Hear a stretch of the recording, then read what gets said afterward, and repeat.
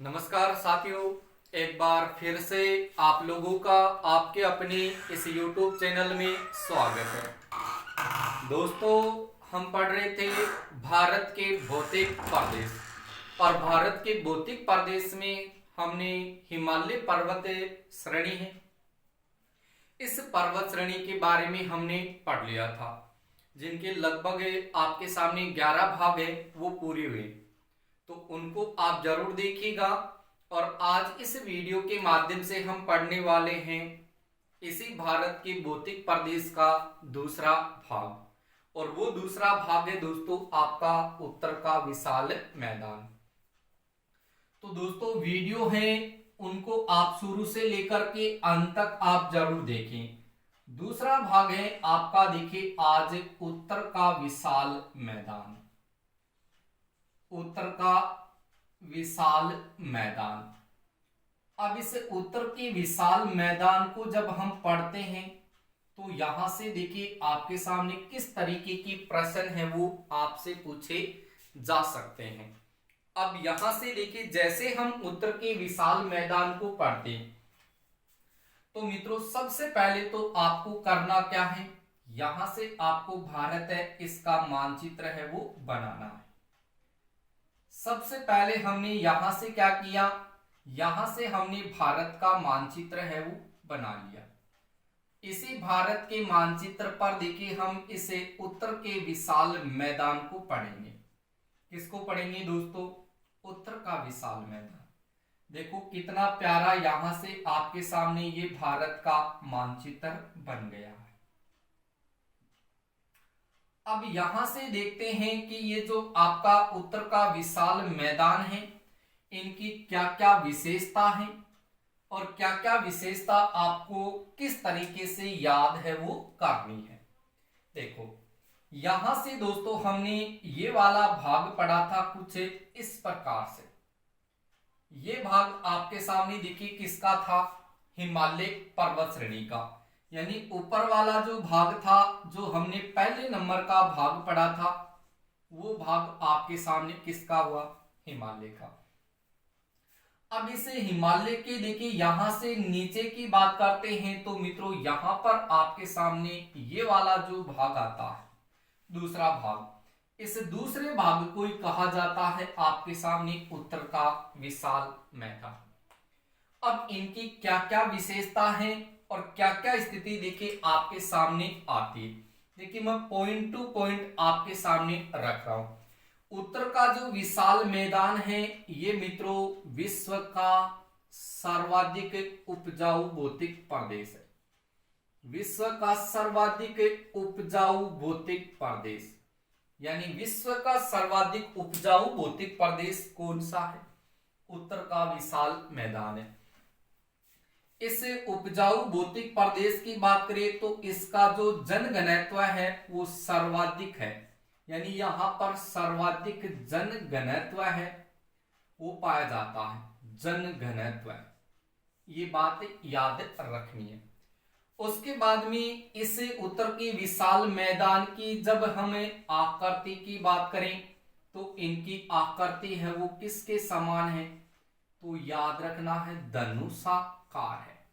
कैसी है आकृति? धनुषाकार है। और ये भारत के भौतिक प्रदेशों में देखा जाए तो ये एक नवीनतम भूखंड है। क्या है? एक नवीनतम भूखंड। ठीक है, तो यहां से मैंने कुछ 3-4 चीजें आपको बताई हैं कि उत्तर का विशाल जो मैदान है ये विश्व का सर्वाधिक उपजाऊ भौतिक प्रदेश है। इसका जनघनत्व है वो सर्वाधिक है और इसकी आकृति है वो धनुषाकार है। ये नवीनतम भूखंड है। क्लियर इतनी बात? अब देखिए यहां पर देखेंगे तो यहां पर ये हिमालय के नीचे भाग है जो आपका उत्तर का विशाल मैदान है। तो यहां से मित्रों आपसे एक प्रश्न आपसे पूछा जा सकता है कि हिमालय का उपहार किसे कहा जाता है? क्या कहा जाएगा? हिमालय का उपहार, यानी हिमालय का जो उपहार है, हिमालय का उपहार। तो दोस्तों यहां से ध्यान रखोगे कि हिमालय का उपहार है वो इस उत्तर के विशाल मैदान को ही कहा जाता है। क्लियर है।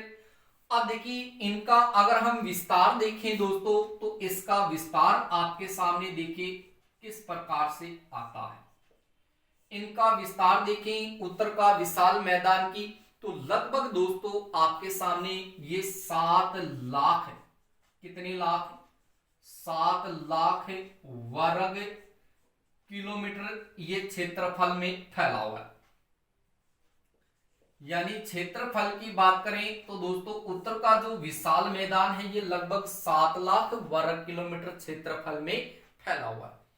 और यदि हम इसकी लंबाई की बात करें, अगर इसकी हम लंबाई की बात करें तो इसकी लंबाई है वो आपके सामने देखिए, अगर हम सिंधु नदी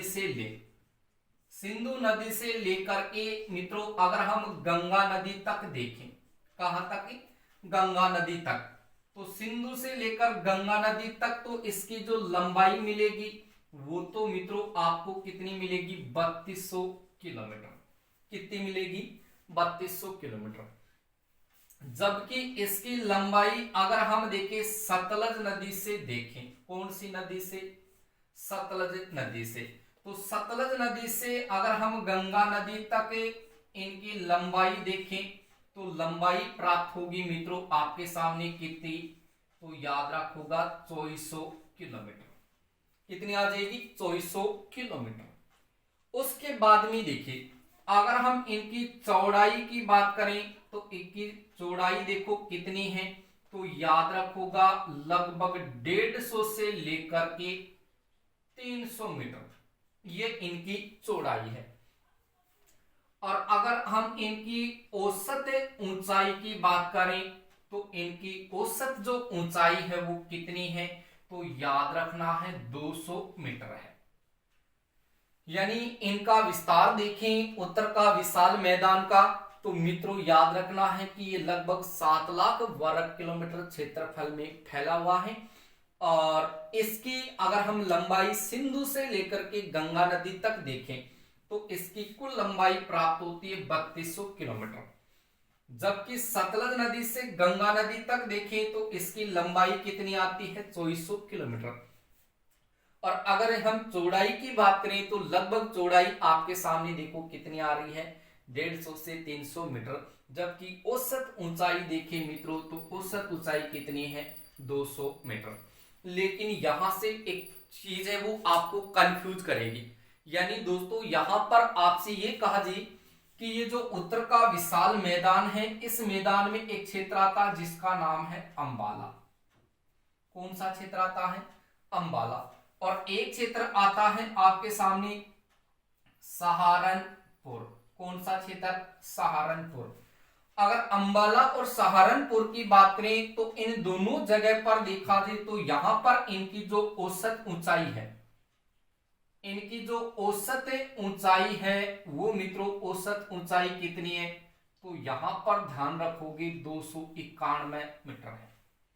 यानी अंबाला की बात करें और यहां से सहारनपुर की बात करें तो अंबाला और सहारनपुर है, यहां पर इस उत्तर का विशाल मैदान की अगर हम औसत ऊंचाई देखें तो लगभग 291 मीटर इनकी औसत ऊंचाई मानी जाती है। क्लियर है। उसके बाद में देखिए यहां से ध्यान रखें कि ये जो उत्तर का विशाल मैदान है इस मैदान का निर्माण देखिए किससे हुआ है?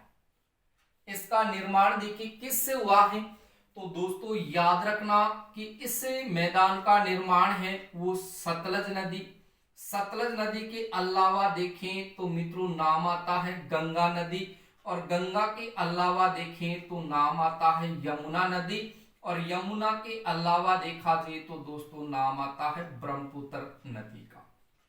इन सारी की सारी नदियों की बात करें तो याद रखना है कि सतलज है, गंगा है, यमुना है और ब्रह्मपुत्र नदियां हैं। इन नदियों के द्वारा जो लाया गया अवसाद या जो जलोढ़ है इनके द्वारा इस उत्तर का विशाल मैदान का क्या हुआ है? निर्माण हुआ है। तो ऐसे पूछा जी कि उत्तर का विशाल मैदान है इसका निर्माण किससे हुआ है? तो सतलज नदी से हुआ है, गंगा नदी से हुआ है, यमुना नदी से हुआ है और ब्रह्मपुत्र नदी, इन नदियों के द्वारा लाया गया जो अवसाद है या जो जलोढ़ है, उससे ही इस उत्तर के विशाल मैदान का निर्माण हुआ। और जब इनसे देखिए इनका निर्माण हुआ है, यानी सतलज, गंगा, यमुना और ब्रह्मपुत्र नदियों के द्वारा जब उत्तर का विशाल मैदान का निर्माण हुआ है, तो इसलिए इसे उत्तर के विशाल मैदान को सतलज, गंगा, यमुना, ब्रह्मपुत्र नदी का मैदान भी कहा जाता है। याद रखना दोस्तों इस बात को कि उत्तर का विशाल मैदान का निर्माण सतलज, गंगा, यमुना, ब्रह्मपुत्र नदियों के द्वारा हुआ है।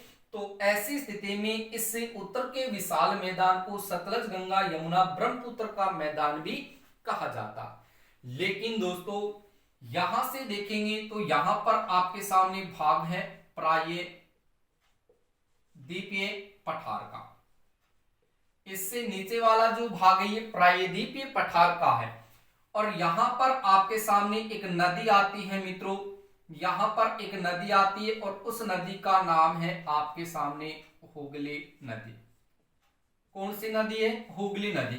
अब ध्यान दीजिए कि ये जो प्रायद्वीपीय पठार और जो हुगली नदी है, इनके मध्य का जो क्षेत्र है, इनके मध्य का जो क्षेत्र है, इस मध्य के क्षेत्र को कहा जाता है मित्रों गिरिपद का मैदान। क्या कहा जाता है मित्रों? गिरिपद का मैदान।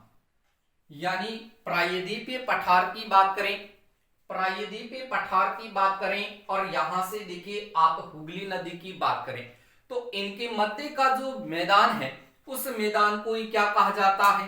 तो याद रखना उसको गिरिपद का मैदान है वो कहा जाता है। क्लियर हुई इतनी बात?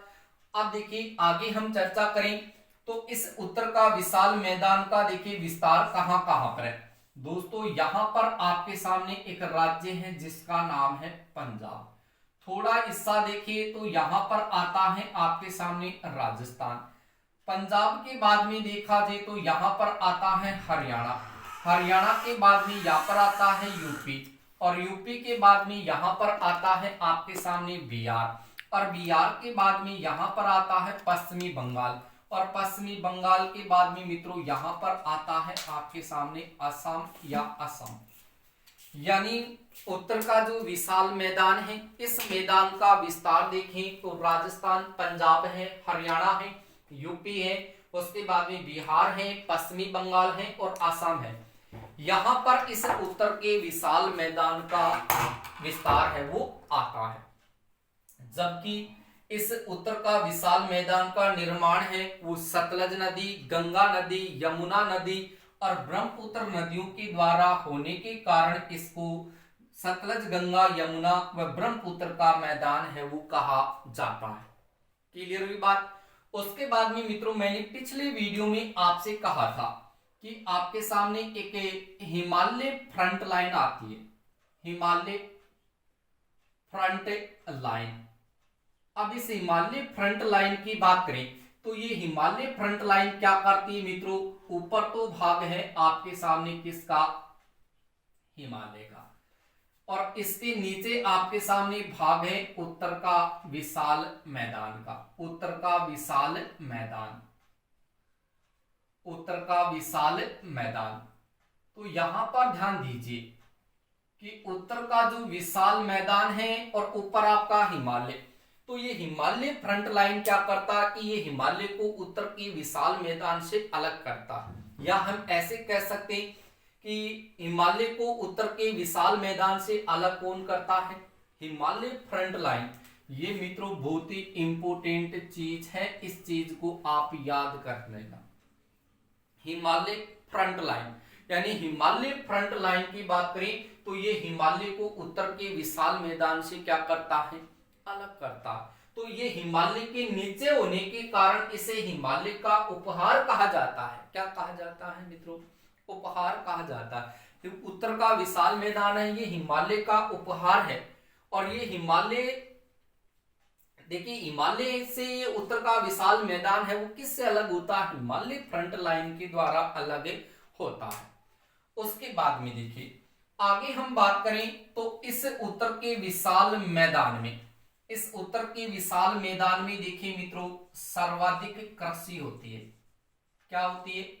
सर्वाधिक कृषि होती है। सर्वाधिक कृषि होती है और यहां पर सर्वाधिक उद्योग धंधे। सर्वाधिक अगर उद्योगों की बात करें तो सर्वाधिक उद्योग भी इस उत्तर के विशाल मैदान में ही आते हैं। उसके बाद में देखिए मित्रों, यहां पर आपसे कहा जाएगा कि सर्वाधिक कृषि भी होती है, सर्वाधिक उद्योग भी है, और सर्वाधिक अगर हम विद्युत की बात करें तो सर्वाधिक विद्युत है वो भी कहां पर होती है? उत्तर का विशाल मैदान है वहीं पर होती है। इसलिए उत्तर का विशाल मैदान है ये भारत का सर्वाधिक संपन्न क्षेत्र है। किस प्रकार का क्षेत्र है? सर्वाधिक संपन्न क्षेत्र है। क्यों? क्योंकि सबसे ज्यादा कृषि भी यहीं पर हुआ है, सर्वाधिक उद्योग भी अठाई और सर्वाधिक विद्युत भी इजाई है। तो ऐसी स्थिति में आप इनको याद है वो रखेंगे। क्लियर हुई बात? उसके बाद में देखिए मित्रों, यहां पर आपके सामने कुछ और भी चीजें आती हैं कि ये जो उत्तर का विशाल मैदान है, जब ये नदियों के द्वारा देखिए क्या लाता है, ये कुछ अवसाद या जलोढ़ लेकर आता है। तो सर्वाधिक जलोढ़ की बात करें तो सर्वाधिक जलोढ़ देखिए आपके सामने इसी क्षेत्र में आपको देखने के लिए मिलेंगी, लेकिन उसकी गहराई अगर देखी जाए तो उन जलोढ़ों की गहराई लगभग देखिए आपके सामने कितनी प्राप्त होती है? लगभग आपके सामने 2000 मीटर तक मानी जाती है। क्लियर हुई बात? तो यहां पर मैंने आपसे देखिए कई चीजें हैं वो बताई है। कितनी चीजें बता दी मैंने यहां से कि देखो, उत्तर का विशाल मैदान है, ये मैदान विश्व का सर्वाधिक, एक लाइन टू लाइन याद रखो, क्योंकि गिलसिर चालंगा जने ये चीज याद होंगी, नहीं याद को नहीं होगी तो रास्ते से चलो, याद सारी की सारी चीज है वो जरूर होगी। देखो, उत्तर का विशाल मैदान है, भारत के भौतिक प्रदेशों का दूसरा भाग है, ये विश्व का सर्वाधिक उपजाऊ भौतिक प्रदेश है, इसमें सर्वाधिक जनघनत्व पाया जाता है, इसकी आकृति धनुषाकार है, यानी धनुष प्लस आकार, धनुष के आकार के समान इनकी आकृति है। फिर ये भारत का नवीनतम भूखंड है, क्या को? नवीनतम भूखंड है। उसके बाद में देखिए इसको हिमालय का उपहार कहा जाता है। क्यों? क्योंकि हिमालय फ्रंट लाइन द्वारा ये हिमालय से अलग होता है। हिमालय से अलग होता है कौन? उत्तर का विशाल मैदान। किससे? हिमालय फ्रंट लाइन से। उसके बाद में देखो कि ये भारत में देखा जाए तो लगभग आपके सामने ये 7 लाख वर्ग किलोमीटर क्षेत्रफल में फैला हुआ है। कितने में? 7 लाख वर्ग किलोमीटर क्षेत्रफल में फैला हुआ है। इसकी लंबाई देखें तो सिंधु से लेकर के गंगा नदी तक देखें तब तो लंबाई कितनी आती है? 3200 किलोमीटर आती है। लेकिन आप सतलज नदी और गंगा नदी तक देखा तो इसकी लंबाई 2400 किलोमीटर ही प्राप्त होती है। उसके बाद में देखिए इसकी चौड़ाई है वो 150 से 300 मीटर है, और अगर औसत ऊंचाई देखा तो इसकी औसत ऊंचाई है 200 मीटर है। लेकिन अंबाला और सहारनपुर में देखें तो अंबाला और सहारनपुर में औसत ऊंचाई कितनी आती है? 291 मीटर। कति? 291 मीटर औसत ऊंचाई आ जाए। फिर देखिए इस उत्तर के विशाल मैदान में प्रायद्वीपीय पठार और यहां पर हुगली नदी के मध्य का क्षेत्र क्या कहलाता है? गिरिपद क्षेत्र कहलाता है। क्या कहलाता है? गिरिपद या गिरिपद ये क्षेत्र है वो कहलाता है। क्लियर? उसके बाद में देखो उत्तर का जो विशाल मैदान है इसका निर्माण किससे हुआ है? तो सतलज, गंगा, यमुना, ब्रह्मपुत्र नदियों के द्वारा जो अवसाद लाया जाता है, जो जलोढ़ लाया जाता है, उससे इस मैदान का क्या हो गया? निर्माण हो गया। इसलिए इस उत्तर के विशाल मैदान को सतलज, गंगा, यमुना, ब्रह्मपुत्र का मैदान कहा जाता है। क्लियर हुई बात? उसके बाद में देखिए मैंने यहां पर आपसे कहा कि इस मैदान में देखा जाए तो सर्वाधिक कृषि हुए, सर्वाधिक उद्योग है, सर्वाधिक विद्युत को उत्पादन हुए, कि जहां उत्तर का विशाल मैदान है। इस मैदान का विस्तार पंजाब, राजस्थान, हरियाणा, यूपी, बिहार, पश्चिमी बंगाल और आसाम में आता है।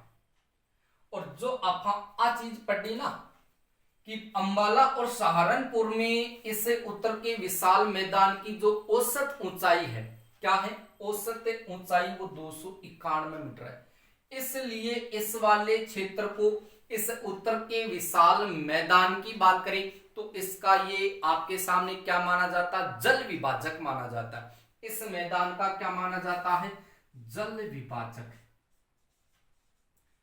ये इसका जल विभाजक माना जाता है। क्लियर हुई इतनी बात।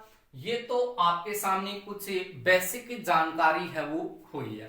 क्या हुई है दोस्तों, बेसिक जानकारी। लेकिन इस उत्तर के विशाल मैदान को देखा जाए तो नदियों के आधार पर मित्रों इस मैदान को कितने भागों में बांटा गया है, तो मित्रों याद रखना इसको 4 भागों में बांटा गया। यानी इस उत्तर के विशाल मैदान की बात करें तो इस मैदान को कितने भागों में बांटा गया है, नदियों के आधार पर। किसके आधार पर, नदियों के आधार पर इसको 4 भागों में बांटा गया है। पहले तो वो 4 भाग देखते हैं कि कौन कौन से आते हैं। सबसे पहला भाग है मित्रों आपके सामने सिंधु का मैदान। किसका मैदान, आपने सिंधु को मैदान। दूसरा भाग देखें तो दूसरा भाग है मित्रों आपके सामने गंगा का मैदान। किसका मैदान, गंगा का मैदान। और तीसरा भाग देखें तो तीसरा भाग आता है आपके सामने ब्रह्मपुत्र का मैदान। और आपने चौथा भाग देखा तो नाम आया है राजस्थान का मैदान। यानी सिंधु का मैदान, गंगा का मैदान, ब्रह्मपुत्र का मैदान और राजस्थान का मैदान। ऐसे करके इस उत्तर के विशाल मैदान को 4 भागों में बांटा गया है। और इसी उत्तर के विशाल मैदान में कुछ स्थलाकृतियां पाई जाती है। क्या पाई जाती है मित्रों, यहां पर कुछ स्थलाकृतियां पाई जाती है। अब उन स्थलाकृतियों की बात करें तो कौन कौन सी स्थलाकृति पाई जाती है, जैसे आपके सामने पहला नंबर आता है किसका, खादर का। खादर के बाद में नाम आता है आपके सामने बांगड़ का। और बांगड़ के बाद में नाम आता है आपके सामने भाबर का। और भाबर के बाद में नाम आता है आपके सामने तराई का। देखो जी, खादर, बांगड़, भाबर, तराई, ये 4 कुछ स्थलाकृतियां हैं, उनकी हम विशेषता को पढ़ेंगे। और साथ के साथ इस उत्तर के विशाल मैदान को जो हमने इसको 4 भागों में बांटा है नदियों के आधार पर, सिंधु का, गंगा का, ब्रह्मपुत्र का और उसके बाद में राजस्थान का मैदान है, इनको हम अलग अलग से पढ़ेंगे। और उसके बाद में इस उत्तर के विशाल मैदान में जो आपकी स्थलाकृतियां हैं उन स्थलाकृतियों को भी हम क्रम से पढ़ेंगे। खादर क्या होता है, बांगड़ क्या होता है, बाबर क्या होता है और तराई क्या होता है। लेकिन इन सब की चर्चा करेंगे मित्रों हम नेक्स्ट वीडियो में। तब तक आप बने रहिएगा इस चैनल के साथ। लगातार आपको इसी तरीके के वीडियो हैं वो बार बार मिलते रहेंगे, क्योंकि दोस्तों एक वीडियो में सारे टॉपिक होना संभव नहीं है। ये आप सबको पता है कि सारे वीडियो एक साथ तो नहीं होंगे, लेकिन हम धीरे धीरे एक एक पॉइंट टू पॉइंट हर टॉपिक को पढ़ने की पूरी कोशिश करेंगे, ताकि आप इन सारी की सारी चीजों का एक क्रम से अध्ययन वो कर सकें। ठीक है दोस्तों, तो मिलते हैं नेक्स्ट वीडियो में इसी भारत के भौतिक प्रदेशों के साथ। लेकिन उसमें हम चर्चा करेंगे सिंधु का मैदान, गंगा का मैदान, ब्रह्मपुत्र का है, राजस्थान का मैदान है और उसके बाद में कुछ स्थलाकृतियां हैं उनके बारे में हम चर्चा है वो करेंगे। तो दोस्तों यदि आप इस वीडियो पर या इस चैनल पर नए हैं तो और आपने अभी तक इस चैनल को सब्सक्राइब नहीं किया है तो प्लीज आप इस चैनल को सब्सक्राइब कर ले, ताकि यहां से जो भी वीडियो अपलोड होगा उसका पहला नोटिफिकेशन आपको मिलेगा। और दोस्तों इस वीडियो को लाइक करना ना भूलें और इस वीडियो को आप अपने दोस्तों को इसे अधिक से अधिक शेयर है वो जरूर करें, ताकि वो भी अपना जो अध्ययन है उसको सुचारू रूप से शुरू है वो कर लें। ठीक है दोस्तों, मिलेंगे नेक्स्ट वीडियो में। ठीक है दोस्तों।